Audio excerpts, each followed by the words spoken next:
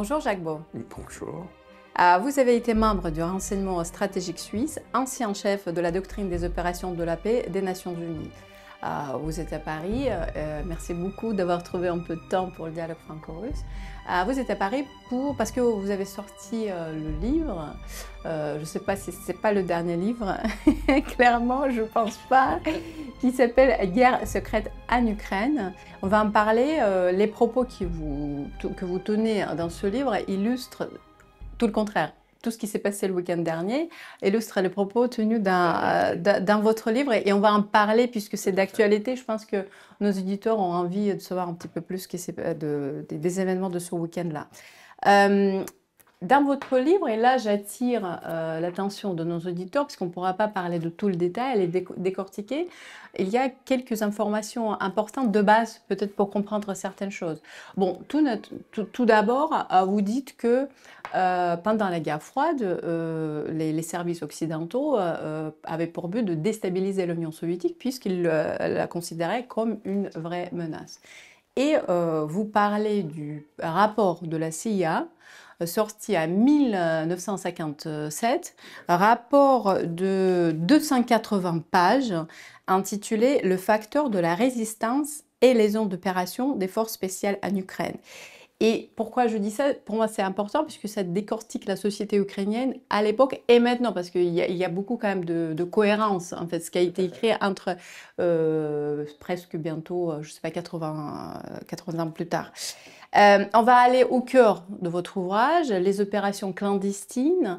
Les Américains et les Britanniques sont présents en Ukraine depuis longtemps. Pourriez-vous un petit peu plus parler de ces opérations clandestines menées par les États-Unis et les Britanniques? Il y a peut-être la différence des méthodes.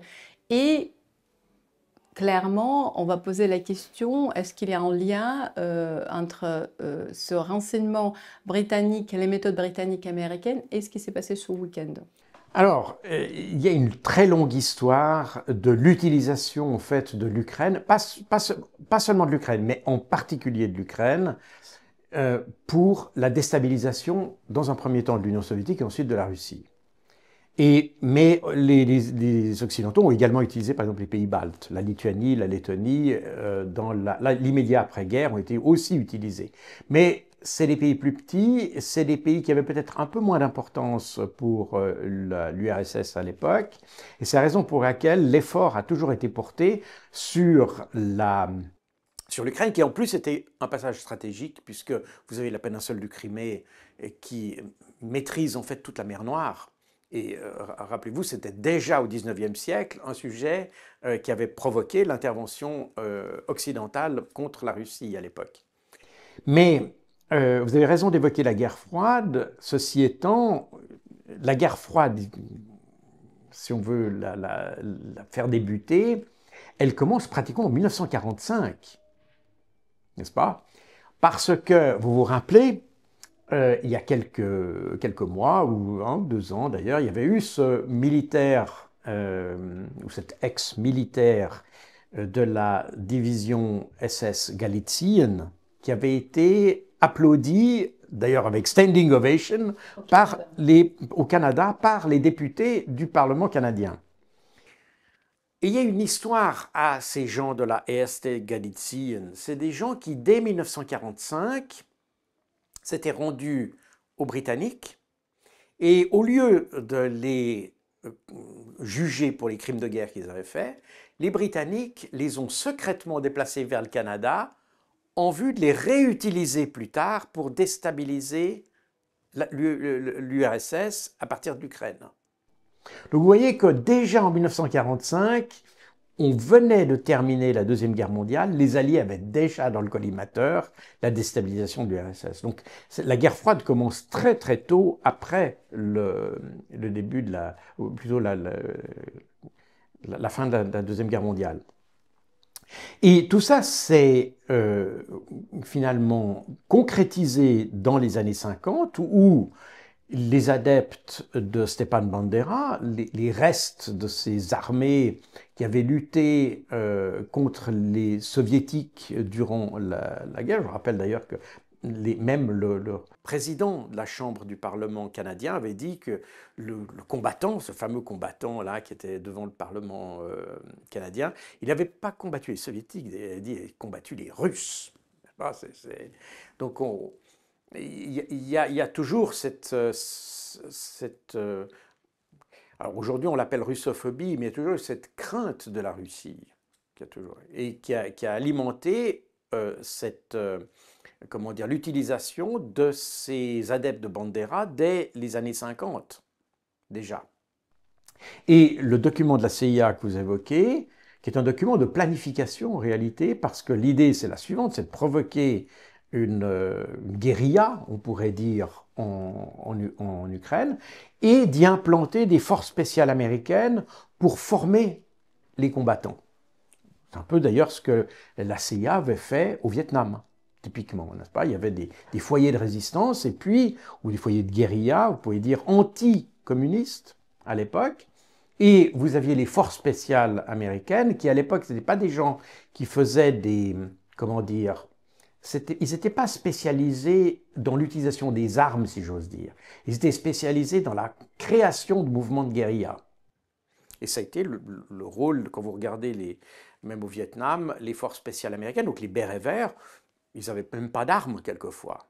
Mais par contre, ils formaient des unités. Et c'est exactement ce que voulaient faire les Américains en Ukraine. Et c'est là le document que vous avez évoqué de 280 pages, est un document qui planifie ou qui prépare de telles opérations.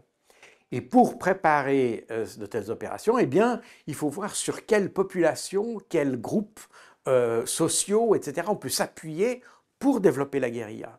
Et c'est pour ça qu'il y a une analyse sociologique, sociétale, topographique, géographique, économique de toute l'Ukraine dans l'optique de créer une guérilla là-bas. Et ce qui est fascinant, et c'est la raison pour laquelle je l'ai mis dans mon livre, c'est que le résultat de cette analyse pourrait avoir été écrit hier, n'est-ce pas? On pourrait changer la date parce qu'on y retrouve absolument tous les éléments.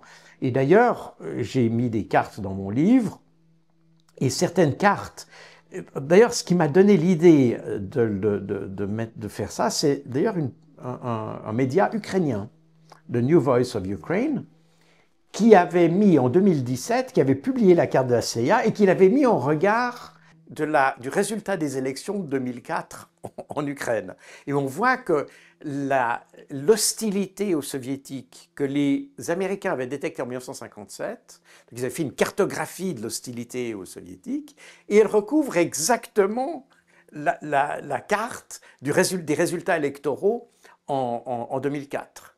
Et c'est la raison pour laquelle, d'ailleurs, New Voice of Ukraine avait publié cette carte. Et je pensais que c'était intéressant de reprendre la même idée et de montrer finalement qu'au fil des années, des décennies, on travaille sur une matière première qui n'a pas vraiment changé, qui reste l'Ukraine, une hostilité à l'Union soviétique dans un temps, mais aussi à la Russie, comme l'a illustré le président du Parlement canadien.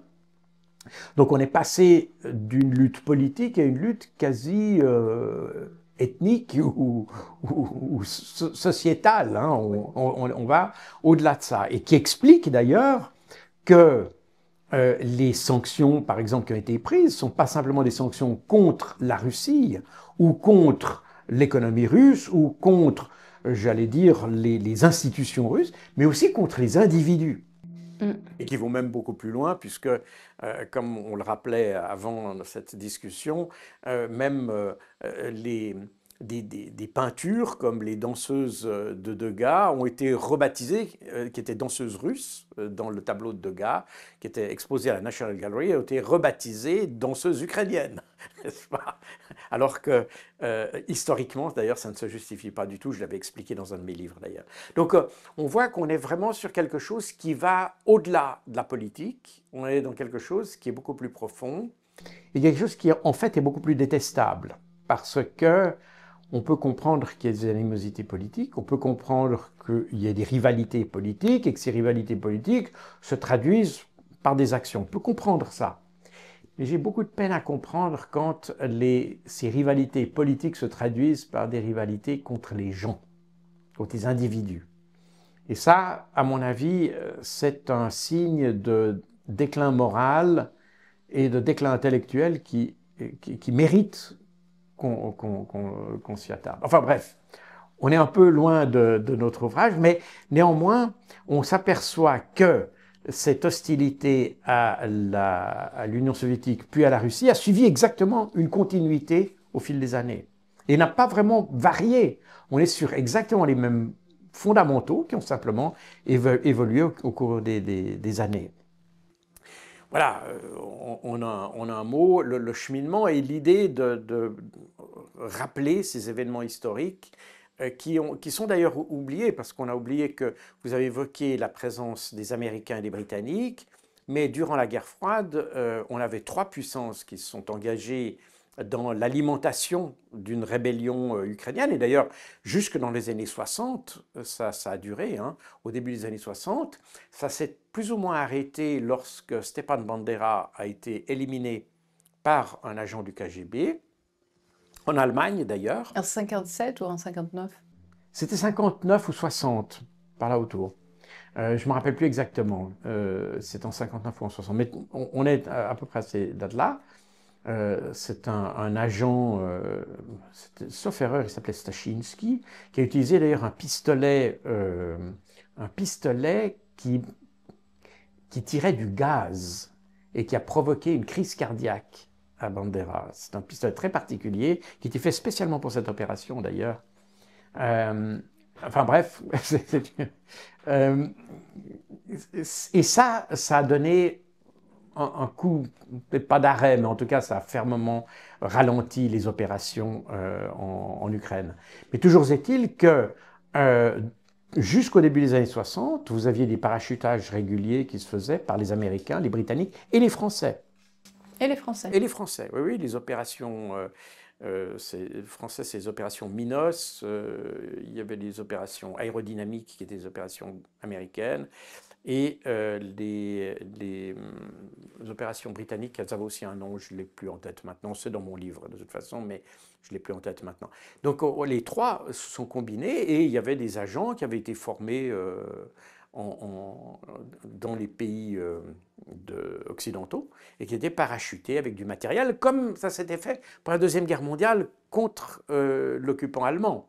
Les mêmes choses qu'on observait depuis l'Angleterre, ces parachutages qui venaient faits par le Special Operation Executive. D'ailleurs, un terme qu'on retrouve aujourd'hui, utilisé par les Britanniques pour former les opérations spéciales contre le pont de Kerch, etc. Donc on retrouve exactement la même terminologie, c'est assez amusant d'ailleurs, que les Britanniques sont restés dans exactement les mêmes schémas qu'ils avaient utilisés durant la Deuxième Guerre mondiale, en alimentant et en armant la résistance en France. Et on retrouve le même type d'opération en fait qui a été fait. Avec c'est pas vraiment une différence en fait, parce que beaucoup d'opérations qui ont été menées en France, pas toutes, mais beaucoup d'entre elles ont été totalement inutiles en réalité. Et on retrouve le même phénomène aujourd'hui. Et typiquement, aujourd'hui ou hier, il y a eu cette attaque contre le pont de Kerch. Et on trouve, j'en parle d'ailleurs dans mon livre, parce que j'en avais déjà parlé dans une interview que nous avions déjà faite, les Britanniques ont une obsession pour le pont de Kerch, n'est-ce pas? Alors que techniquement, même militairement, devrais-je dire, on sait que le pont de Kerch n'est plus utilisé par les forces armées russes, n'est-ce pas? Aujourd'hui, et c'est un peu... Je veux dire, ce n'est pas la raison, mais aujourd'hui, les Russes peuvent se permettre d'utiliser le pont terrestre qui est composé par les 4 oblasts, enfin les 3 oblasts, parce que celui de Lugansk n'est pas tellement concerné, mais surtout les oblasts de Kherson, Zaporozhye et Donetsk, pour transporter, pour approvisionner la Crimée. Ils ont réhabilité pour ça le réseau routier qui était dans une situation absolument catastrophique. Je me rappelle, lorsque j'étais allé à Odessa, le réseau routier ukrainien était catastrophique. On ne pouvait pas rouler à pleine vitesse sur les routes parce que les routes étaient absolument inutilisables. Et on était bien avant la guerre, on était en 2014 à ce moment-là. Donc les Russes ont réhabilité ce réseau routier et le réseau ferroviaire, donc ils n'ont plus besoin du pont de Kerch, en fait, qui avait été créé pour la période où la Crimée était séparée de la Russie entre 2014 et 2022. Donc aujourd'hui, on sait que le pont de Kerch n'est plus d'usage militaire. Mais on continue à s'obstiner à vouloir le détruire. On ne réussit pas d'ailleurs. Mais ce qui montre qu'on est sur des opérations qui ont une autre vocation qu'être efficaces, si vous voulez. Ou plutôt, je dois préciser ma pensée, qu'une autre vocation que d'appuyer les opérations qui se déroulent sur le territoire ukrainien.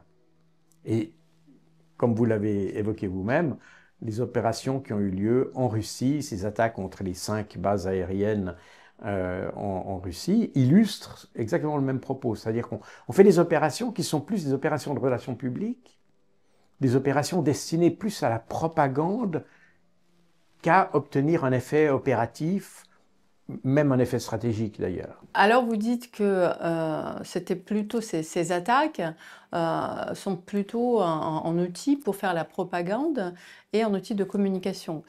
Mais le but, il y a quand même un but derrière.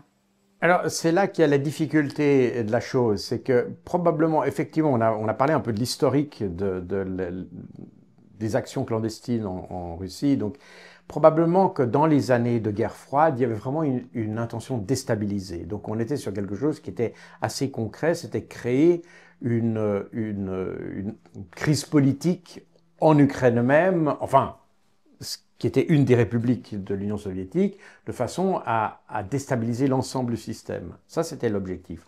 Aujourd'hui, on est dans quelque chose d'un peu différent. La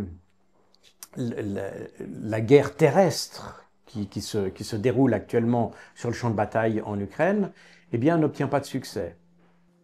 Donc, et c'est d'ailleurs ça qui est assez surprenant, c'est qu'on imagine qu'on utiliserait les opérations clandestines comme effet multiplicateur pour appuyer les opérations terrestres. Mais ce n'est pas du tout comme ça que ça se fait. L'idée, mais ça revient à quelque chose qu'on a déjà évoqué sur votre chaîne, ou au dialogue franco-russe, c'est que la guerre qui est menée par les Occidentaux et par l'Ukraine est une guerre qui est avant tout, en fait, médiatique. C'est pour ça que le narratif est aussi important. Et c'est pour ça qu'il est aussi tellement protégé en Occident, d'ailleurs.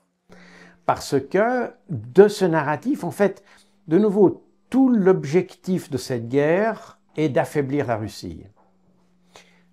L'affaiblir économiquement, c'était le rôle des sanctions, qui n'a pas vraiment fonctionné. L'affaiblir politiquement, en l'isolant, ce qui n'a pas vraiment fonctionné non plus, puisqu'aujourd'hui, la diplomatie russe, elle, a été très active ces 3 dernières années et a pu, si vous voulez, juguler cet isolement qui était prévu à l'époque, notamment avec les BRICS, avec le rôle que la Russie a joué vis-à-vis de l'Iran, vis-à-vis de la Chine, etc., etc. Donc la Russie est loin d'être isolée, mais c'était cet affaiblissement politique qu'on cherchait. Et puis, il y avait un affaiblissement j'allais dire, du système politique russe qui était envisagé. C'est-à-dire que la gouvernance russe soit mise en difficulté, soit en crise en quelque sorte. Et c'est à ça que servent ces opérations. C'est pas vraiment pour affaiblir réellement la puissance militaire russe, parce que même s'il y avait eu 40 avions, comme le prétend Zelensky, qui avaient été touchés, ça n'est qu'une partie des capacités militaires russes. Il faut bien comprendre ça. Et en plus, on est très loin des 40. Apparemment, on est plutôt aux alentours de 12, 13. Voilà, dont une partie d'avions qui est récupérable. Donc, quand on parle de 12 avions, enfin, dans l'état de mes connaissances actuelles, il y a, parmi ces 12, il n'y en a que 5 qui seraient endommagés de manière définitive. Tout le reste est apparemment récupérable, sous toute garantie, parce qu'il y a énormément d'informations qui circulent. Néanmoins, ça montre qu'on est très loin d'avoir attaqué le potentiel des capacités. D'autre part, on a évidemment mis beaucoup l'accent sur les capacités nucléaires russes. Or, ces capacités nucléaires ne sont pas liées aux avions, elles sont liées surtout aux missiles qui, eux, n'ont pas du tout été touchés. Donc, la partie, si vous voulez, les Ukrainiens n'ont touché que la partie visible de l'iceberg et encore une petite partie de la partie visible de l'iceberg. Voilà. Donc, c'est pas l'aspect militaire. Et toutes les opérations qui ont été menées jusqu'à présent, qui alors elles sont plus terroristes, celles-là, j'ai un peu de difficulté à l'appeler terroriste, parce qu'elles visaient des objectifs militaires. Mais les autres opérations, on se rappelle Crocus, on se rappelle Tatarski, on se rappelle Madame Dugina, etc., etc. Ça, c'est des attentats terroristes. Si vous remarquez bien, ces attentats n'affectent absolument pas la capacité militaire de la Russie. C'est uniquement pour créer, et c'est pour ça que d'ailleurs dans le livre, j'ai comparé le discours de Volodymyr Zelensky pour expliquer pourquoi il faisait ces attentats en Ukraine, et le discours de l'État islamique en 2015 qui expliquait pourquoi il faisait des attentats en France. Et vous apercevez que c'est la même logique. C'est-à-dire qu'il s'agit d'attaquer la population civile pour qu'elle se retourne contre le gouvernement et ainsi créer une crise politique qui conduise à des changements de décision ou des changements au niveau de la politique gouvernementale. Et c'est l'essence du terrorisme, à vrai dire. Donc on est dans une démarche là, de nouveau, peut-être devrait-on expliquer que dimanche passé, on a eu deux opérations. Il y a eu cette opération Toile d'araignée qui a concerné les 5 bases aériennes, mais il y en a eu une autre opération qui, elle, a touché le réseau ferroviaire de la région de Briansk. Et ce sont deux opérations qui étaient menées par des institutions différentes. L'opération Toile d'araignée était menée par le SBU, donc le service de sécurité ukrainien. L'autre opération a été menée par le GUR, donc le service de renseignement militaire, l'équivalent du GRU en Russie. Et comme l'opération du SBU, disons que, bon, on peut donner la définition qu'on veut au mot, personnellement, je ne l'appellerais pas comme terroriste. C'est une opération clandestine, d'opération spéciale contre un potentiel, même si ça n'a pas beaucoup d'effet, mais on reste sur une attaque contre des objectifs militaires. C'est de bonne guerre à la guerre. L'attaque de Briansk, elle, est une opération qui s'apparente davantage au terrorisme parce qu'elle vise des infrastructures civiles, qui a touché d'ailleurs des structures civiles, y compris des trains civils et des personnes civiles. Donc on est sur quelque chose qui a une autre dimension et le directeur du GUR, et j'en parle d'ailleurs abondamment dans mon livre, le directeur du GUR, Kirilo Boudanov, ne s'est pas privé de dire que oui, il menait des opérations, alors eux les appellent asymétriques, mais dans le langage occidental, asymétrique signifie terroriste, n'est-ce pas? Et d'ailleurs, c'est une décision qui avait été prise au début 2024 par Kirilo Boudanov lui-même, d'ailleurs, dans une réunion qui s'est déroulée dans une des annexes de la CIA à Washington au début 2024, où, constatant qu'il y avait eu l'échec de cette fameuse contre-offensive de 2023 et que l'Ukraine manifestement avait identifié qu'elle ne parviendrait pas à restaurer l'intégrité territoriale qu'elle visait à faire, qu'il fallait donc passer à des mesures asymétriques. Et c'est comme ça d'ailleurs que Kirilo Boudanov l'a expliqué lui-même. Donc l'idée de passer à une stratégie qui s'apparente au terrorisme est même, comment dire, assumée par les Ukrainiens. De nouveau, le problème est que quand vous menez ce type d'opération, vous devez tenir compte, et je reviens peut-être à ce que les Américains avaient fait en 1957. Vous avez dit vous-même, c'est un rapport de 280 pages qui étudie la psychologie de la population, qu'est-ce qu'on peut faire, etc.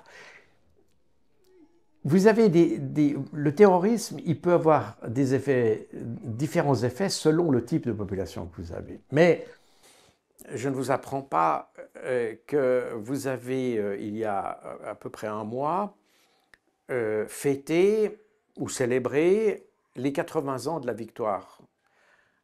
Et relever à cet égard que la Russie avait fait, ou l'URSS à l'époque, parce que ce n'était pas seulement la Russie, c'était l'URSS, avait fait le sacrifice de plus de 20 millions 27 millions même de vies humaines. Alors, aujourd'hui, si vous mettez dans cette perspective, 80 ans après, alors que les gens sont convaincus de la validité et de la nécessité d'avoir fait ce sacrifice, est-ce que vous pensez vraiment qu'aller détruire 2 ou 3 avions sur une base, vous allez faire écrouler ou s'effondrer le système politique? Je pense que c'est très mal connaître les Russes que de penser qu'on arrive à faire infléchir une nation qui est prête ou qui a été prête, en tout cas dans le temps, je ne sais pas si aujourd'hui elle serait toujours prête à sacrifier 27 millions de personnes, mais elle l'a fait. Et ça pour maintenir l'intégrité de son territoire d'une part, mais aussi l'intégrité nationale. Donc, ces opérations, je pense, relèvent quand même d'une évaluation assez misérable de la population et de l'esprit qui règne en Russie. Et on remarque d'ailleurs, et je l'ai montré à plusieurs reprises dans les chiffres que j'ai indiqués lors de différentes vidéos, etc., que typiquement, lorsqu'il y a eu l'offensive de Koursk, par exemple, ça a augmenté la popularité de Vladimir Poutine. Vous voyez, donc on n'a pas eu un effet de découragement de la population. On a eu au contraire le sentiment que non, il faut résister davantage. Comme l'annexion de la Crimée en 2015. Comme l'annexion, oui, alors l'annexion de la Crimée, c'est un peu différent. C'est autre chose. L'annexion de la Crimée, elle a des fondements historiques puisque je vous rappelle que la Crimée avait demandé son rattachement à Moscou avant que l'Ukraine soit indépendante. Avant. Et c'est l'Ukraine qui, en fait, on peut dire, c'est l'Ukraine qui a annexé la Crimée en 1994-95, en abolissant la constitution criméenne et en renversant militairement le président de la Crimée. Donc, en 2014, en réalité, le peuple criméen a saisi l'opportunité de cette révolte qu'il y avait eu dans tout le sud de l'Ukraine, pas simplement dans le Donbass, mais dans tout le sud de l'Ukraine, pour restaurer la situation qui prévalait avant que l'Ukraine s'empare de la Crimée en réalité. Donc on est dans une situation un tout petit peu différente. Et d'ailleurs, le référendum qui a été mené en 2014 est pratiquement le même que le référendum qui a eu lieu en janvier, le 20 janvier 1991. Donc avant, je vous rappelle que l'Ukraine est devenue indépendante en décembre 1991. Et la Crimée a déclaré son indépendance sur la base du référendum qui avait été fait en janvier 1991. L'Ukraine a déclaré son indépendance en 1992. Donc quelques semaines après que l'Ukraine ait déclaré son indépendance. Donc la Crimée était détachée, elle était d'ailleurs, c'était le titre du référendum de janvier 1991, c'était « Voulez-vous dépendre de Moscou ou continuer à dépendre de Kiev ?» Et les Criméens voulaient dépendre de Moscou. Et c'est en fait ce qu'ils ont rétabli en 2014. Le problème, c'est que les historiens modernes d'aujourd'hui éliminent cette partie de l'histoire, font commencer l'histoire en 2014, et donc on oublie tout ce qui s'est passé avant. Mais on est sur quelque chose qui est un peu différent. Donc la Crimée, peut-être on peut la mettre un peu de côté, si vous me permettez, pour l'objet de cette question, mais on est sur quelque chose qui est un peu, comment dire, qui est simplement un peuple qui demande à être restauré dans les droits qu'il avait auparavant, tout simplement. Pour revenir un petit peu à quelques informations de votre ouvrage et aux questions techniques, vous dites que l'Ukraine a été transformée en laboratoire géant et gênant pour les nouvelles technologies américaines et en quelque sorte l'Ukraine a un avantage considérable sur la Russie. Mais là, je vous cite, c'est assez important à mes yeux, les Occidentaux ont fourni une large gamme de produits afin d'expérimenter l'emploi de l'intelligence artificielle pour enrichir le travail du renseignement. L'intérêt technologique de la démarche n'est cependant pas toujours synonyme de succès. Finalement, et là on l'a vu un petit peu, on le voit maintenant, où se trouve pour vous cette véritable faiblesse de cette stratégie? Ça reste que la communication finalement? Non, alors, le problème est le suivant. D'ailleurs, Zelensky s'en est plaint lui-même, et probablement à raison d'ailleurs. Et les Occidentaux ont fourni des technologies à l'Ukraine, et on en a parlé plusieurs fois d'ailleurs, je pense même qu'on en a parlé lors de conférences au dialogue franco-russe, mais le problème est le suivant. Quand vous mettez une technologie sur le champ de bataille, la difficulté, c'est pas d'apporter cette technologie sur le champ de bataille, mais c'est de l'intégrer dans ce qui existe déjà. De mettre cette nouvelle technologie dans une cohérence. Et ça, et je l'ai expliqué depuis le début, et notamment dans mon livre sur l'art de la guerre russe, c'est la force de la Russie d'avoir maintenu une cohérence dans tous les domaines, c'est-à-dire une cohérence entre les différentes technologies utilisées, une cohérence entre les différents types de troupes utilisées, entre les différentes doctrines, enfin une cohérence doctrinale entre les unités qui sont utilisées, mais aussi une cohérence sur l'ensemble du théâtre des opérations. C'est-à-dire que la Russie voit le champ de bataille comme, j'allais dire, il le voit presque comme un corps vivant, où tout joue un rôle et tout a une influence sur le reste. Comme un arbre avec des branches, si vous voulez. Chaque feuille fait partie du même arbre. Il n'y a pas des feuilles indépendantes quelque part. Alors que la manière dont les Ukrainiens ont fait cette guerre, ou font cette guerre même, ils ajoutent des technologies à gauche, à droite, et les Occidentaux ont utilisé l'Ukraine pour expérimenter des technologies, mais sans se préoccuper de savoir si ces technologies étaient bien intégrées dans un ensemble doctrinal.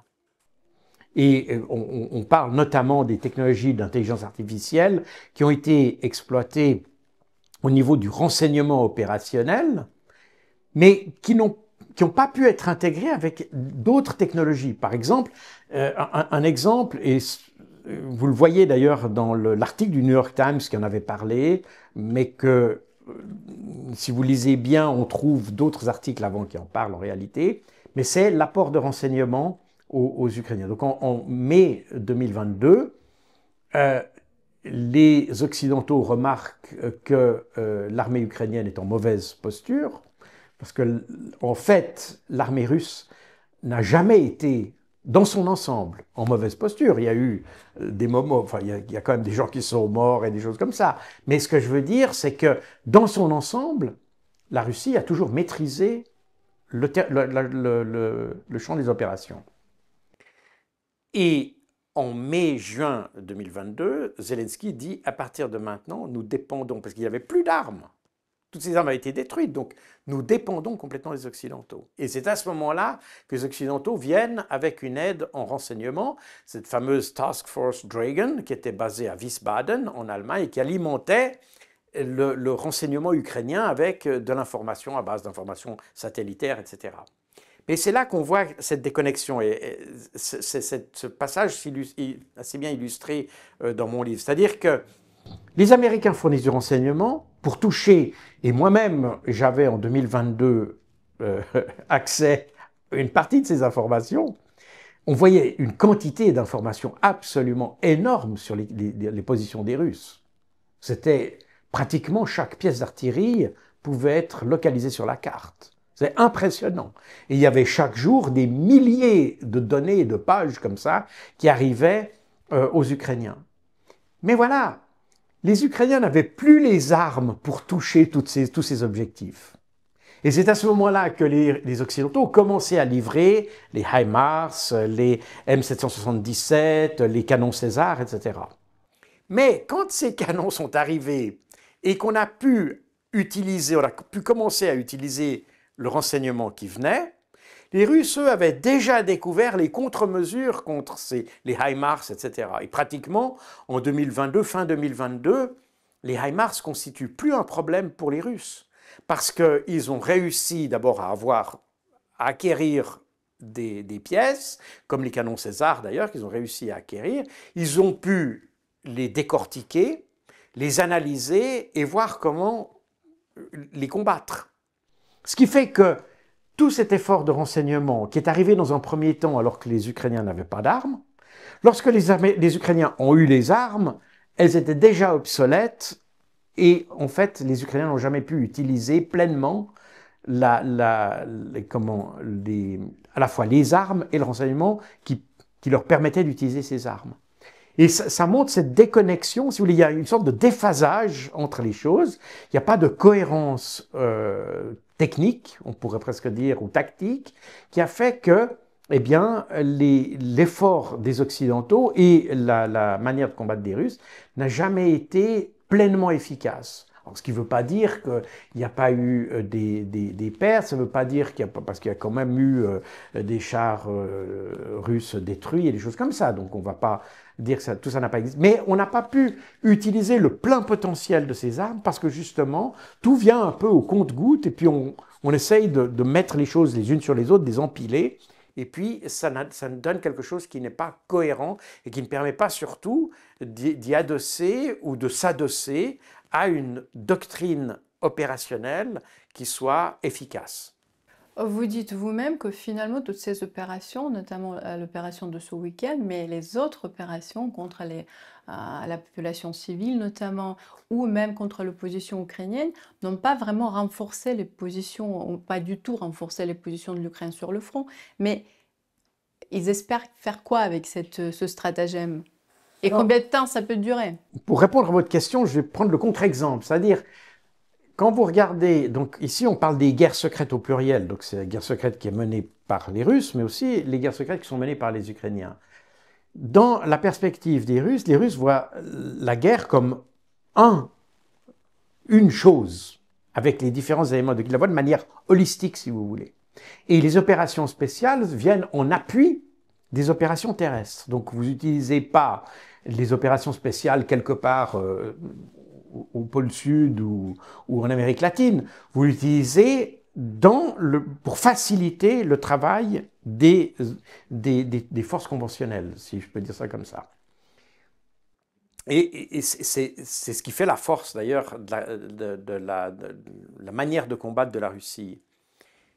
Pour les Ukrainiens, ils ont essayé d'avoir des succès par des méthodes conventionnelles, ils n'y sont pas parvenus. Et alors, le problème de cette histoire, c'est que l'Ukraine dépend totalement du soutien occidental. Et pour entretenir l'intérêt des Occidentaux, il faut entretenir l'idée qu'on peut avoir du succès quelque part. Donc on crée une sorte d'illusion de succès parce que quand vous éliminez un général russe dans la banlieue de Moscou ou bien que vous faites des attaques justement contre des bases aériennes, ça donne l'illusion que l'Ukraine peut faire quelque chose. Alors, ça n'a absolument aucun impact sur les opérations dans le terrain, ça n'a pas fait reculer d'1 millimètre les troupes russes en Ukraine, mais ça donne l'illusion d'un succès.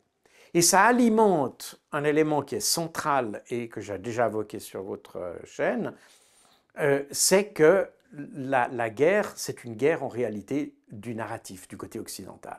Le narratif est fondamental parce que c'est ce qui permet de maintenir l'effort financier, militaire, politique en faveur de l'Ukraine. Si aujourd'hui on racontait exactement ce qui se passe sur le front, les gens diraient, mais pourquoi est-ce qu'on continue à aider l'Ukraine? Parce que tout s'effondre. C'est d'ailleurs, beaucoup de gens se posent cette question d'ailleurs, à part ça. Mais pas les médias principaux, les médias mainstream, qui eux continuent à travailler sur cette illusion.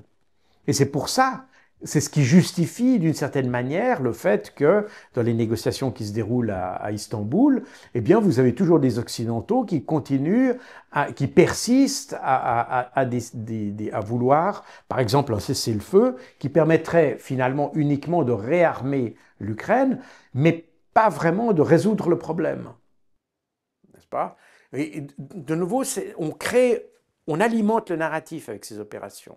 Puisque vous parlez du narratif, c'est une vraie guerre de manipulation. Et puisqu'on est au Dialogue franco-russe, j'aimerais bien citer votre exemple des cyberattaques contre les hôpitaux français. Parce qu'à un moment donné, il y a quelques semaines, tous les médias mainstream, France Info, BFM TV, ont relayé massivement ces informations. C'était, je pense, suite à les déclarations, entre autres, du président Macron concernant la menace existentielle russe, etc.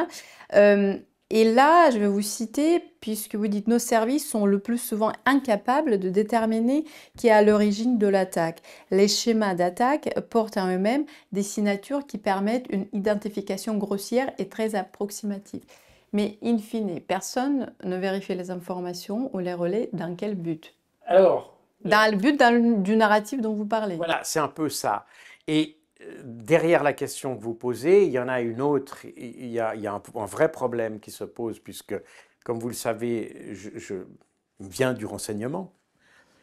C'est qu'aujourd'hui, on a tendance à utiliser les services de renseignement non pas pour informer la décision, mais on utilise les services de renseignement pour cautionner un narratif. Voilà. Et ça c'est un danger qui est, à mon avis, très important en Occident, parce que moi-même, j'ai été éduqué professionnellement, 100 ans, dans l'idée que les services de renseignement apportent l'information, le maître étalon de l'information, si vous voulez. On ne regarde pas si l'information, elle est pour machin ou contre truc, etc. On ne regarde pas ça. On donne l'information, les faits. Et de ce qui en découle, c'est que les services de renseignement sont en principe fiables. Quand vous dites c'est bleu, c'est bleu. Voilà. Aujourd'hui, on utilise les services de renseignement pour dire que le bleu est vert. N'est-ce pas? Alors, c'est pas seulement qu'ils sont daltoniens. C'est une forme de wokisme. Non, je ne sais pas si on peut parler de wokisme, mais c'est surtout que on essaye de cautionner ou d'accréditer un narratif. La décision politique, elle est prise avant même qu'on regarde l'information. C'est déjà le premier point. Sur un plan plus technique, et c'est là où c'est toujours un peu pervers d'utiliser les cyberattaques, parce que, je crois que je le mentionne dans ce livre, mais je l'ai déjà mentionné dans d'autres, il y a quelques années, les Wikileaks avaient dévoilé des logiciels produits par la CIA, notamment dans un paquet de logiciels qui s'appelait Vault 7. Et dans ce paquet de logiciels, il y avait des logiciels qui permettaient d'envoyer des virus ou n'importe quoi en imitant toutes les conditions qu'il y aurait, par exemple, si c'était un Russe qui l'avait fait, ou un Iranien, ou un Chinois. Et on trouvait d'ailleurs, le logiciel a été fait pour le Russe, le Chinois, l'Iranien, ça c'est sûr, je crois l'arabe aussi, et il y avait encore une ou deux autres langues, mais en tout cas celle-là. C'est-à-dire que quand vous utilisez ce logiciel, ça fait tout, parce que quand vous recevez un virus, vous pouvez déterminer s'il a été créé par exemple avec un clavier russe ou un clavier chinois ou français, n'est-ce pas? Parce que le clavier a une signature, voilà. Et pratiquement tout le processus, si vous voulez, de création d'un logiciel porte des signatures spécifiques. Le temps, par exemple, le fuseau horaire, typiquement. Alors, ce logiciel fait par la CIA permet de simuler toutes les conditions pour que, si vous le faites depuis Paris, on a exactement l'impression que ça a été fait à Irkoutsk ou à Moscou, voilà. Et c'est la raison pour laquelle les attributions que l'on fait, parce que ces logiciels sont disponibles, J'entends. Donc évidemment que les criminels qui utilisent ça pour avoir des rançons ou du racket et toutes ces opérations criminelles, évidemment qu'ils ne le font pas en disant je suis un tel à telle rue à Paris. Mais ils utilisent justement des outils qui permettent de camoufler l'origine de la chose. Et donc les attributions sont extrêmement délicates à faire. Et surtout, le risque qu'il y a, surtout dans la situation dans laquelle on est, c'est qu'on risque, en faisant des fausses attributions, à créer des situations qui sont plus conflictuelles qu'elles ne le sont en réalité. Et donc, on pourrait provoquer des guerres simplement parce qu'on dit « Ah ben, c'est les Russes qui ont fait ça, c'est clair ». Voilà. Et imaginez par exemple qu'il y ait une attaque faite par n'importe qui dans la banlieue parisienne contre une installation critique militaire française et qu'on dit c'est les Russes.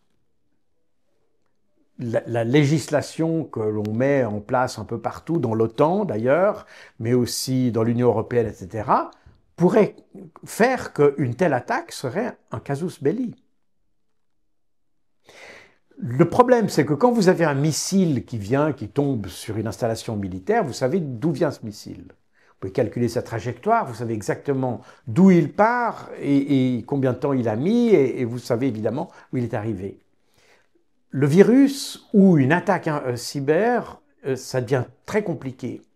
Et il devient dès lors très facile de faire passer des crimes de les faire porter par quelqu'un d'autre. Et c'est pour ça que ça devient très dangereux. Et alors les cas des hôpitaux, d'ailleurs, un cas qui a été mentionné par Emmanuel Macron lors de son discours du 5 mars, n'est-ce pas? Il a parlé de ces hôpitaux. C'est amusant parce que je me suis intéressé j'ai donc regardé, enfin j'avais regardé déjà avant, à vrai dire, ces hôpitaux parce qu'on parlait toujours des Russes. C'était chaque fois les Russes qui attaquaient des hôpitaux. Alors, on ne voit pas très bien pourquoi les Russes, comme je l'ai dit, les opérations clandestines russes, elles ont toujours un objectif lié au conflit qu'ils mènent. Ils ne mènent pas simplement des opérations dans la nature pour le plaisir de faire une opération. Alors je me suis posé la question, est-ce que vraiment c'est ça? Parce que déjà, dans les années 2016-2017, lorsqu'on avait eu les soi-disant, le fameux Russiagate contre Trump, et vous pouvez le lire dans mon livre Gouverné par les fake news, d'ailleurs, on s'était aperçu que les groupes qu'on avait accusés, qui étaient soi-disant russes pour influencer l'élection de Trump, en réalité étaient des groupes ukrainiens, n'est-ce pas? Et ça, on l'a découvert après. Alors évidemment, personne n'en a parlé parce que l'idée, c'était que les Russes soient... Et j'ai pensé que c'était la même chose à propos des hôpitaux. Et bien m'en a pris d'ailleurs, j'ai vérifié, et effectivement, Europol a fait une enquête sur ces attaques, parce qu'il n'y a pas eu seulement les hôpitaux en France, il y a eu un peu ailleurs en Europe, et on s'aperçoit que ceux qui ont fait ça, et d'ailleurs ceux qui ont été arrêtés pour ça, c'est des Ukrainiens et des Polonais. Donc on est très loin des Russes, vous comprenez? Et c'est là où ça devient à la fois pervers, malhonnête et dangereux. C'est que, et surtout de la part d'un président de la République, de venir avec des accusations comme ça qui ont une influence sur la politique de sécurité nationale, n'est-ce pas? Alors, moi je veux bien qu'on considère que la Russie ne devrait pas être en Ukraine, etc. Bon, d'accord, pourquoi pas. Mais quand on commence à faire des accusations où il y a des installations sur le sol national qui sont attaquées, ça devient presque. On se demande pourquoi la France n'est pas en guerre directe contre la Russie à ce moment-là. Voyez? Donc on justifie finalement un éventuel état de guerre ouvert avec la Russie. Ça, je trouve extrêmement dangereux. Et je suis même surpris qu'il n'y ait pas plus de débats en France typiquement, mais ça concerne d'autres pays aussi, qu'il n'y ait pas plus de débats sur la manière dont on lance ces informations. Qu'un journal en parle, vous pouvez dire, bon, ok, c'est un journal, on est habitué, LCI vous raconte, mais rappelez-vous, on a eu pratiquement la même chose avec Nord Stream. Rappelez-vous que certains ont dit c'est un acte de guerre. Exact. C'est un acte de guerre. Donc ça veut dire qu'on était prêt pratiquement à être en état de guerre à propos de Nord Stream contre la Russie. Et on parlait d'entité de l'OTAN à ce moment-là. Dieu soit loué, on n'est pas allé beaucoup plus loin. Ou peut-être on aurait dû le faire, mais à ce moment-là, l'OTAN serait en guerre contre l'Ukraine. Puisque c'est l'Ukraine qu'aujourd'hui on accuse d'avoir fait ça. Bon, je ne sais pas d'ailleurs si c'est vrai, mais... Vous voyez, donc ces accusations, elles montrent d'ailleurs, d'une certaine manière, soit elles montrent la légèreté de notre gouvernance politique, soit elles montrent que la gouvernance politique est totalement irrelevante, puisque ce qu'ils racontent, c'est de toute façon des mensonges. Bah, c'était un peu ma question. Est-ce que notamment le président de la République est conscient quand il dit que les cyberattaques, est-ce qu'il croit que ces informations étaient basées sur quelque chose ou parce qu'il reçoit, et je sais que vous n'êtes pas tendre avec les journalistes du mainstream, et puisque, en effet, ils sont responsables des mensonges, et notamment, et pas parce qu'on est au dialogue franco-russe, mais parce que c'est prouvé, et vous le dites à plusieurs reprises, dans plusieurs ouvrages, que l'Occident systématiquement désinforme sur la Russie, tandis que la Russie se contente de mettre en évidence les poids où il a raison. Exactement, c'est exactement ça. Mais c'est quelque chose que j'avais déjà dit d'ailleurs dans un ouvrage précédent, et que j'ai repris évidemment là-dedans, puisque ça s'intègre davantage cette idée de guerre clandestine. Mais on l'observe depuis le début du conflit. La Russie met en avant ses points positifs, si vous voulez. Et littéralement, techniquement parlant, c'est ce qu'on appelle la propagande. Du latin propaganda est, ou propaganda sunt, plus exactement. C'est ce qui mérite d'être propagé. Donc ce qui mérite d'être propagé, c'est ce qui vous met en valeur. Quand vous faites de la publicité pour une station de ski, vous faites en réalité de la propagande. C'est-à-dire vous propagez, d'ailleurs vous montrez les meilleures photos, vous montrez les plus beaux chalets, etc. Et ça, c'est effectivement, techniquement parlant, c'est de la propagande, techniquement parlant. Ce que font les Occidentaux, c'est de la désinformation. C'est-à-dire on vous raconte des choses qui sont fausses. Et si vous regardez mon ouvrage, je cite notamment TV5 Monde, qui avait fait une petite émission avec une chercheuse d'ailleurs, de je ne sais plus quelle institution ou think tank français, sur la désinformation russe. Et alors on parlait évidemment des câbles sous-marins qui avaient été arrachés dans la Baltique ou dans au nord de la Grande-Bretagne, etc. Il y avait toute une série d'événements qui avaient été mentionnés. Et j'ai repris chacun de ces événements et j'ai essayé de vérifier pour chacune des affirmations de TV5 Monde. Eh bien, tout était fausse. Et ce qui est pire encore, c'est que non seulement toutes les affirmations de TV5 Monde étaient fausses, mais quand il y a eu l'émission, à la date de l'émission, on savait que les informations qu'il donnait étaient fausses. Donc, je fais toujours attention aux dates quand je fais ce genre de comparaison. Parce que c'est très facile, après coup, de dire « Ah oui, non, mais ils se sont trompés, alors, mais ils ont raconté un mensonge ». Non, si vous pouvez quelquefois de bonne foi dire « Ah, c'est les Russes », parce que vous pensez que c'est les Russes, mais 5 mois après, on s'aperçoit que ce n'était pas les Russes. Voilà. Mais sauf que les gens, dans l'imagination et dans le cerveau des gens... Non, on est d'accord, on est d'accord. Et ça, on est dans le chapitre de la manipulation. Mais ça n'est pas nécessairement un mensonge, vous voyez ce que je veux dire. Le mensonge, c'est quand vous savez ce que vous dites est faux. Et là, c'est exactement ce que fait le TV5 Monde. C'est-à-dire que ce qu'ils prétendent est au moment de l'émission, on sait que c'est faux. Donc on est là, effectivement, on va au-delà de la manipulation, si vous voulez. On est vraiment dans la désinformation. Donc il y a la manipulation, désinformation, mais il y a aussi également une guerre d'influence. C'est l'ensemble. Guerre d'influence, c'est un peu un titre général pour regrouper tout ça. Donc vous essayez d'influencer les opinions. Et vous parlez, je pense que nos auditeurs connaissent peu, peut-être connaissent pas du tout. J'aimerais bien que vous disiez un mot sur l'Integrity Initiative et le pôle français qui existe. C'est justement, au fond, au cœur de la guerre d'influence. Tout à fait. Alors ça, c'est une organisation qui a été mise en place par le ministère des Affaires étrangères britannique, qui est l'Integrity Initiative, c'est donc cette idée de lutter contre la désinformation russe. Et donc, il s'agit du fait de mettre des garde-fous à l'information. Mais quand on regarde qui fait partie de et qui finance ça, d'abord, il faut savoir que il y a beaucoup de gens ont fait le lien entre cette Integrity Initiative et les services de renseignement britanniques, puisque les services de renseignement britanniques, contrairement à la plupart des autres services de renseignement d'ailleurs, les services de renseignement britanniques font partie du ministère des Affaires étrangères. Voilà. Dans les autres pays, c'est plutôt associé au ministère de la Défense ou bien c'est lié à la présidence ou directement au gouvernement, au chef du gouvernement. En Grande-Bretagne, le MI6, le Secret Intelligence Service, est lié aux affaires étrangères. Et c'est eux qui, finalement, gèrent tous ces programmes particuliers qui visent justement à canaliser l'information, à faire en sorte que l'information reste dans les limites du narratif officiel, si j'ose dire. Et pour ça, vous avez des institutions qui donnent de l'information, qui émettent de l'information, et puis vous avez ceux qui viennent, comment dire, corriger le tir, si vous me passez l'expression, c'est-à-dire qui ramènent la mauvaise information dans le fuseau, c'est les fact-checkers. Les fameux.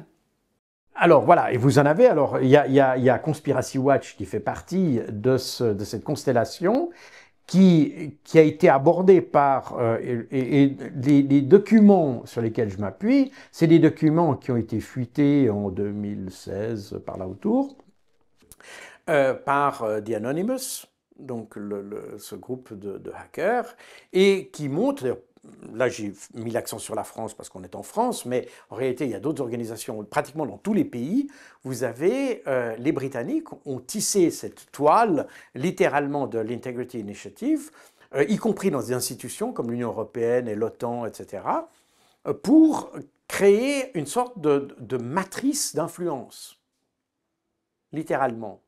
Ce qui veut dire que les institutions qui travaillent dans le cadre de cette Integrity Initiative, eh bien, ils ne sont pas totalement indépendants, si vous voulez. Ils travaillent quand même pour un maître, dans un objectif précis.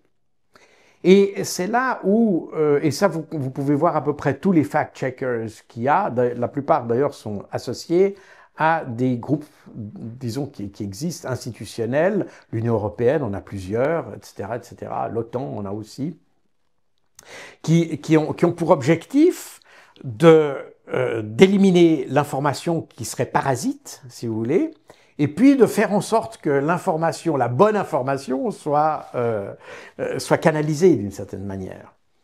Et ça, c'est effectivement ce qu'on observe avec le conflit, on le voit très nettement avec le conflit ukrainien, c'est d'ailleurs pour ce conflit que ces institutions ont été créées, déjà à partir de 2014, on a ça un peu partout en Europe, hein, y compris dans l'OTAN avec la communication stratégique, Stratcom, et puis ça n'est pas vraiment une surprise, mais vous trouvez que ces institutions sont basées dans les pays baltes, évidemment. Et quand vous regardez des documents, des espèces d'analyses, de sortes de fact-checking analytique, eh bien, vous avez automatiquement des noms qui sonnent lituaniens, qui sonnent lettons, etc.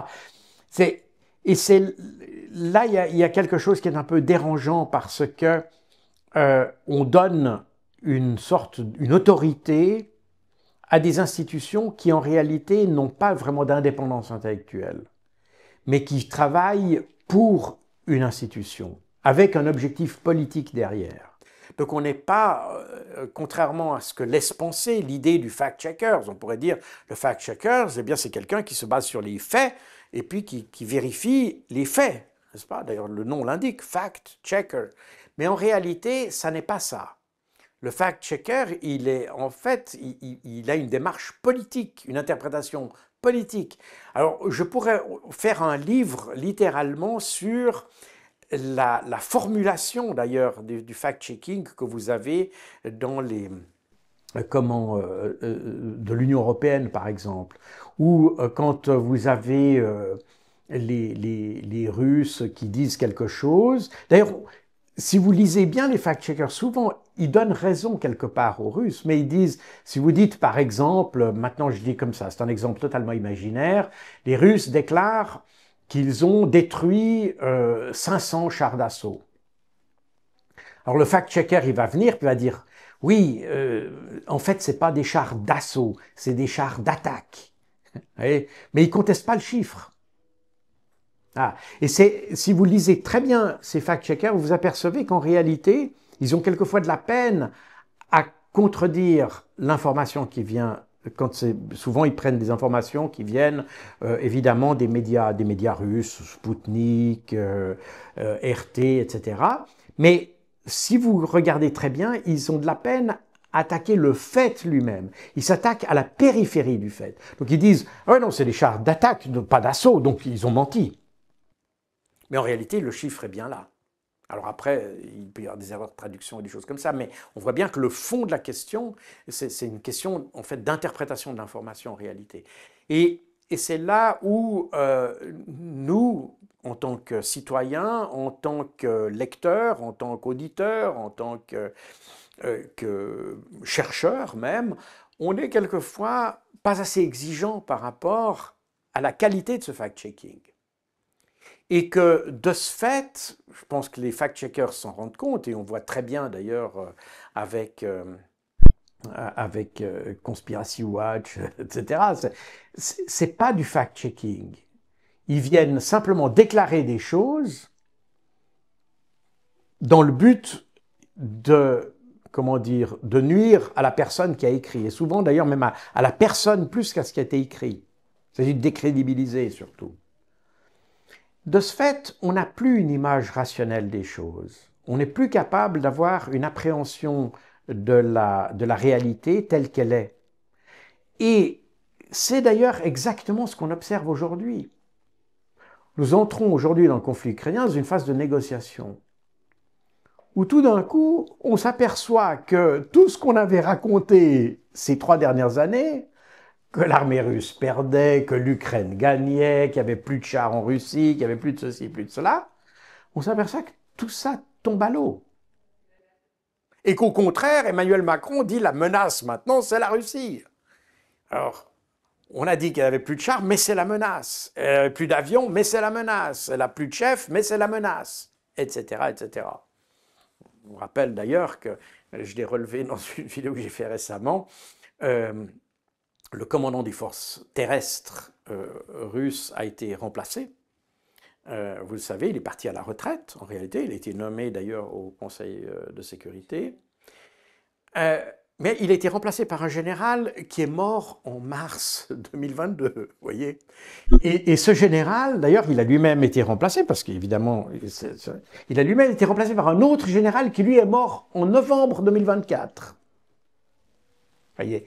Donc, quand vous vous apercevez que tout ce qu'on nous a raconté était totalement faux.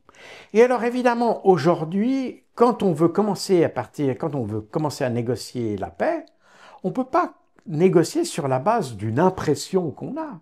On est obligé de baser sur la réalité des faits, la réalité du terrain. Et c'est aujourd'hui ce qu'on observe typiquement dans les discussions qui ont débuté à Istanbul, enfin redébuté à Istanbul, eh bien c'est la confrontation entre une dimension de la guerre telle que la Russie l'a présentée jusqu'à maintenant, qui est basée sur les faits, la réalité, et puis un sentiment qu'on a de la guerre, qu'on a entretenu par un narratif en Occident, que la Russie, et l'Instagram a dit il y a d'ailleurs pas si longtemps, que l'Ukraine pourrait encore gagner la guerre. Alors par quel prodige l'Ukraine pourrait gagner? D'abord, que veut dire gagner? Que signifie victoire? Parce qu'aujourd'hui, avec tous les efforts qu'on puisse faire, on a de la peine à voir à quoi pourrait ressembler une victoire ukrainienne aujourd'hui.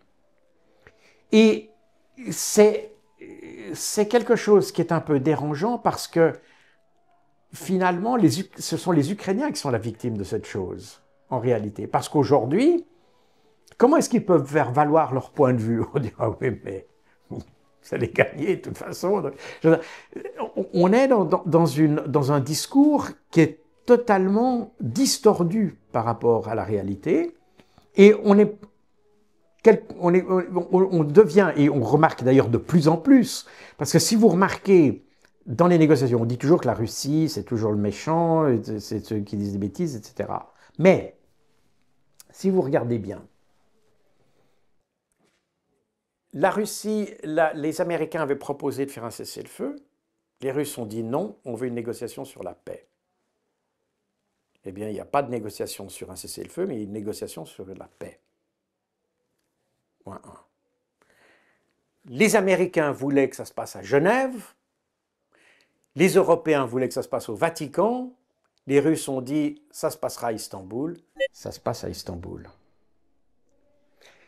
Les Russes disent l'Ukraine ne doit pas rentrer dans l'OTAN. Mais je vous rappelle qu'en mars 2022, c'est de nouveau écrit dans mes livres, Zelensky lui-même a déclaré à CNN que Joe Biden lui-même lui a déclaré que l'Ukraine n'entrerait pas dans l'OTAN, mais que pour l'opinion publique, on fera comme si la porte était ouverte. Donc on sait depuis 2022 que l'Ukraine n'entrera pas dans l'OTAN. Donc vous avez maintenant ce sommet de l'OTAN, ou ce petit, c'est pas un sommet de l'OTAN, mais une réunion de l'OTAN qui s'est déroulée, où de nouveau on dit que le chemin de l'Ukraine vers l'OTAN est irréversible.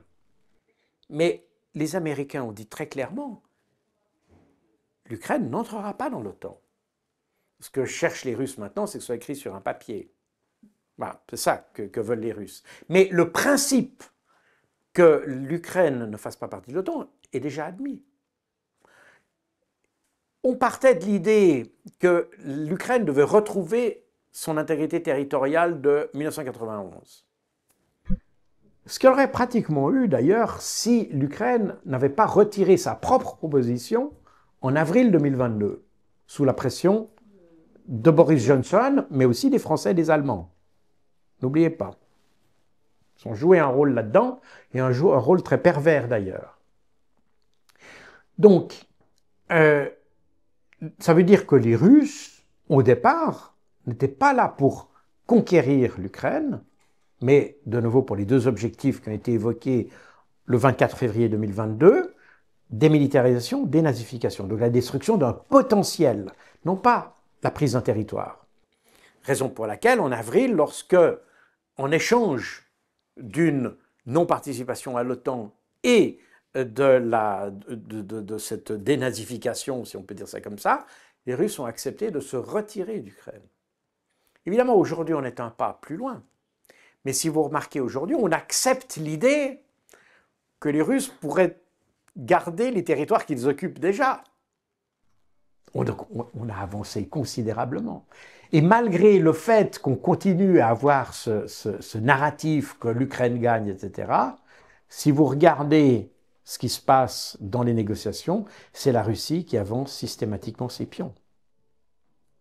Et maintenant, alors, je n'ai pas de boule de cristal, etc., mais la dynamique que l'on observe ces derniers jours montre que la marche en avant de l'armée russe en Ukraine ne va pas s'inverser. Et qu'il n'y a rien qui permettrait à ce stade d'inverser le cours des opérations militaires. Par conséquent, on voit bien qu'à un moment donné, les trois oblasts de Kherson, Zaporozhye et Donetsk seront à un moment donné sous contrôle militaire russe. Dans la proposition qu'ont faite les Russes à Istanbul, ils ont proposé que les Ukrainiens en partent d'eux-mêmes, n'est-ce pas, pour éviter les morts. Mais les Ukrainiens vont refuser ça et les Russes vont prendre ce territoire. Donc finalement, ça va revenir au même, sauf qu'il y aura plus de morts du côté ukrainien. D'ailleurs, quand je dis plus de morts, je vous rappelle que un des maigres résultats, mais on n'est pas dans une négociation encore, ça il faut dire, à Istanbul. On est encore dans la présentation de la vision de chacun d'un chemin pour la paix.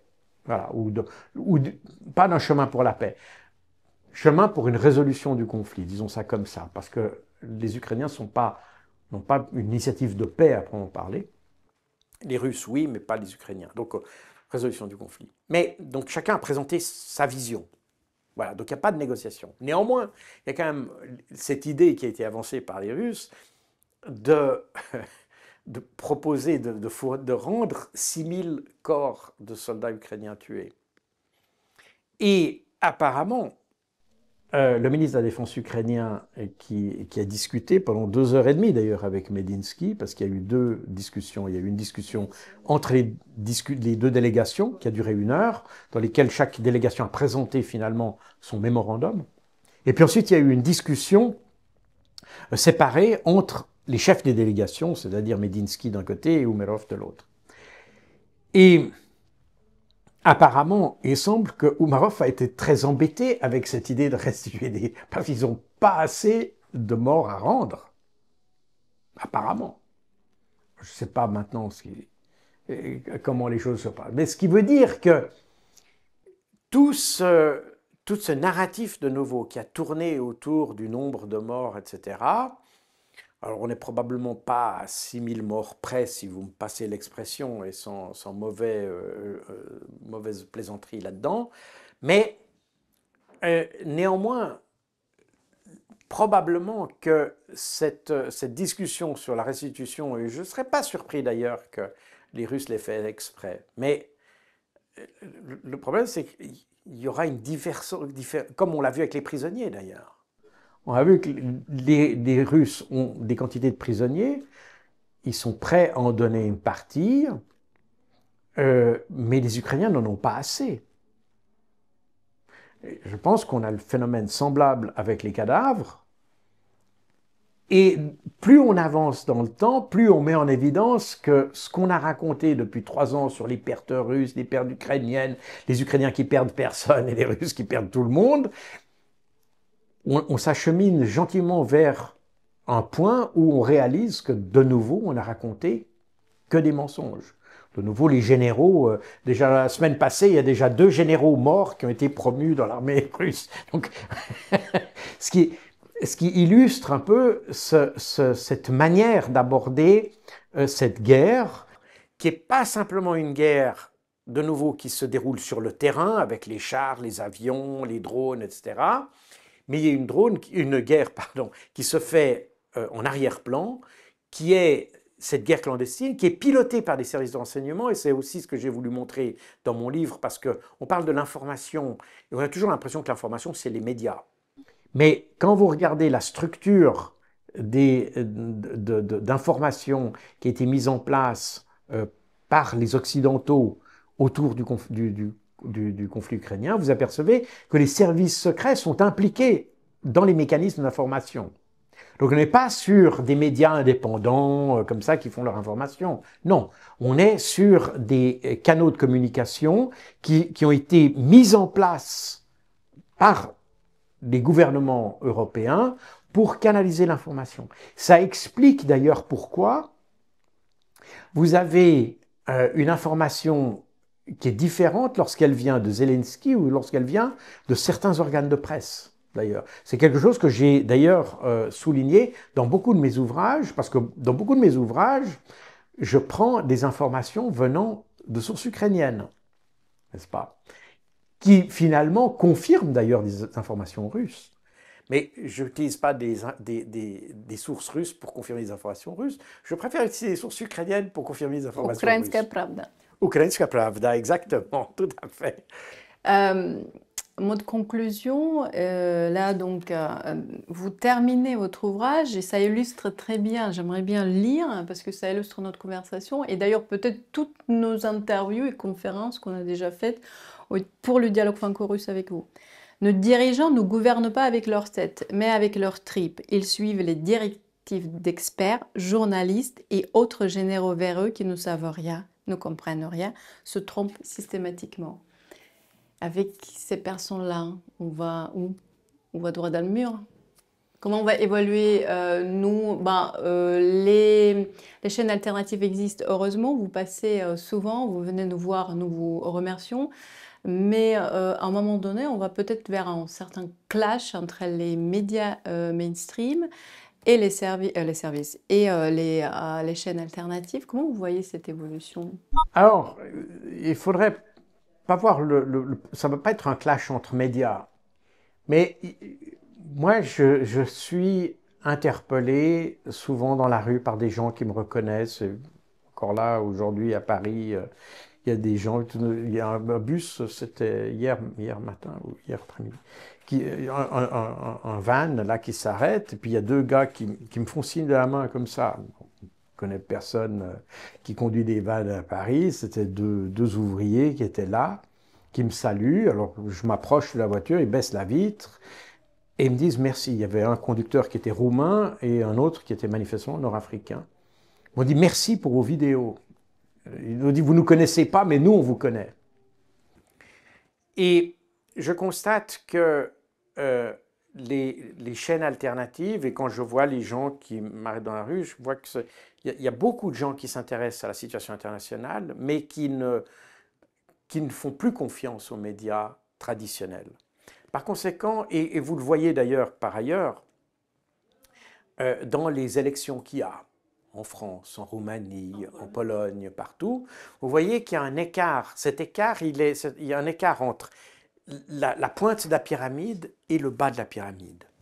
Et le bas de la pyramide a de plus en plus confiance dans les médias alternatifs, ou ce que vous appelez médias alternatifs, alors que la pointe de la pyramide s'appuie sur les médias traditionnels pour conserver leur avantage. Donc on a, c'est pas un clash entre médias qu'on aura, mais cette différence qu'il y a dans l'information traduit un écart croissant entre les dirigeants et leur population. Et je pense que le conflit en Ukraine, mais pas seulement celui-ci, le conflit qu'on a en Palestine, peut-être aussi parce que souvent il est, en tout cas en France, il touche davantage la population parce qu'il y a une population qui a beaucoup comment dire, de compassion pour les Palestiniens, vu les origines, etc. Et donc, on s'aperçoit que ces conflits ont mis en évidence une crise du leadership européen. On s'aperçoit que les décisions qui sont prises en Europe ne sont plus prises en fonction de la réalité des faits, en fonction de critères rationnels, en fonction d'une analyse rationnelle de la situation, mais en fonction de ce que l'on pense ou de l'image que l'on a créée de la situation. Voilà. Et ce qui est grave, c'est que, je le cite d'ailleurs dans mon ouvrage également, et je l'ai évoqué tout à l'heure aussi, c'est que quand on lit les rapports officiels des services de renseignement, typiquement la Belgique le fait, la Suisse le fait également chaque année, il y a un rapport annuel sur la situation. Et dans une certaine mesure, les Américains aussi d'ailleurs. Enfin, ils font un rapport, et dans une certaine mesure, dans ce rapport, on voit la lecture qu'ont les services de renseignement de la situation. Et on peut mesurer le degré de mécompréhension que ces services ont, puisqu'ils racontent ce qu'ils ont constaté ou ce qu'ils ont analysé. Et on s'aperçoit aujourd'hui que tout ce qu'ils ont raconté les 3 années précédentes était faux. Donc, et c'est eux qui sont censés éclairer la décision de nos dirigeants. Donc je pense que ces conflits ont illustré une vraie crise de notre manière de décider, des institutions qui doivent finalement surveiller l'exécutif, parce que l'exécutif prend des décisions, mais il y a un parlement, il y a des parlements qui sont censés jouer les chiens de garde quelque part, puis dire non mais attention là vous racontez ça, mais nous nos services disent ça. On n'a pas du tout ce phénomène-là, donc on a vraiment un problème comment dire, de mise en œuvre de la démocratie dans nos pays, très clairement. Et cet affrontement, eh bien, on le retrouvera dans les urnes, on l'a vu en Allemagne, on l'a vu en Grande-Bretagne, on l'a vu partout en fait. Cet écart qu'il y a, cet écart croissant entre la population et des dirigeants, qui d'ailleurs ont tous un peu les mêmes caractéristiques. Macron est peut-être le plus, comment dire, le plus emblématique dans l'immaturité, dans la manière de dire une fois quelque chose et le lendemain son contraire, de prendre des décisions un peu comme un tweeteur, non pas comme un homme d'État, mais comme quelqu'un qui tweet, c'est-à-dire il faut tout de suite répondre. On ne réfléchit pas. On est dans l'immédiat. On est dans l'immédiat, on est dans le temps très très court. Or, la conduite d'un pays, d'un État, demande la réflexion. Et c'est pour ça qu'ont été créés les services de renseignement, en fait. Mais ce que je montre aussi dans cet ouvrage, c'est que les services de renseignement sont devenus beaucoup des services qui agissent plus qu'ils ne réfléchissent. Que leur analyse ne correspond pas à la réalité, mais qu'en revanche, ils viennent soutenir des opérations terroristes. Je vous rappelle que, je l'ai mentionné ici, pour l'affaire de Crocus dans la banlieue de Moscou, le ministre de la Défense à l'époque, Shoigu, avait déclaré que les services français étaient impliqués dans les... Alors, je ne sais pas où en est l'enquête, mais ce que je veux dire, c'est qu'on a des services qui manifestement dépensent plus d'énergie à agir qu'à réfléchir. Or, leur métier, leur cœur de métier, ça devrait être de réfléchir. Merci beaucoup Jacques Beau de revenir à Dialogue Franco-Russe, d'aider à réfléchir ensemble. Et moi, je rappelle, le Dialogue Franco-Russe dépend de vous, de vos dons et de cotisations. Sans vous, on ne peut pas continuer. Merci. Merci Jacques. Merci à vous. Merci.